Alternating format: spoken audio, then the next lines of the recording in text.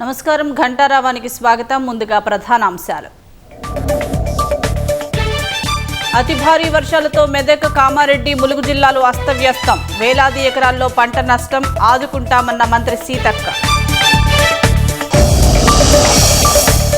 ఒడిశా తీరం దిశగా కదులుతున్న వాయుగుండం మధ్యాహ్నం గోపాల్పూర్ వద్ద తీరం దాటే అవకాశం.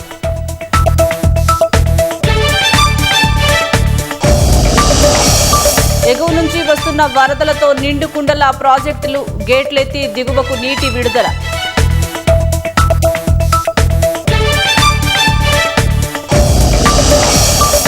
ఉపరాష్ట్రపతి ఎన్నికల్లో విపక్షాల పోటీపై నేడు స్పష్టత. తమిళ నేతను రంగంలోకి దింపేలా ఇండి కూటమి వ్యూహాలు.